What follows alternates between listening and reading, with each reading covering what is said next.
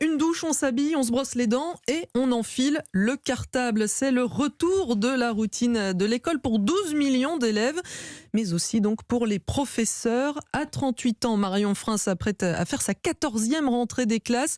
Elle accueille ce matin 27 élèves en moyenne et en grande section. Elle est à l'école depuis vendredi. Pour tout installer, Louise Salé l'a rencontrée avant l'arrivée des enfants.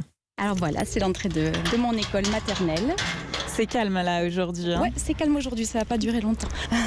Et ma classe. Et comment ça s'est passé la préparation de cette rentrée ? Je suis venue évidemment avant la rentrée. J'ai fait monter ma maman du Sud pour qu'elle vienne garder mes propres enfants puisque je peux pas les garder aussi pendant ces jours-là. Mais je me retrouve cette année par exemple dans une classe sans ATSEM. Donc les ATSEM, c'est les personnes qui sont là en parallèle des enseignants pour toute la partie préparation. La pénurie qu'on retrouve chez les enseignants se retrouve aussi dans tous les corps de métier inhérents à l'éducation. Ça, c'est un peu angoissant. Bon, ben là, je me suis tapé le travail toute seule, quoi. Voilà.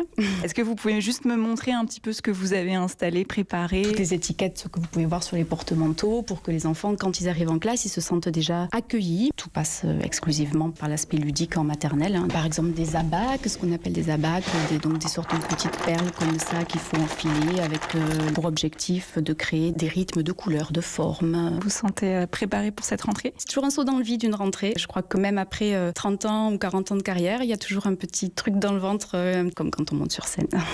Le reportage de Louise Salé.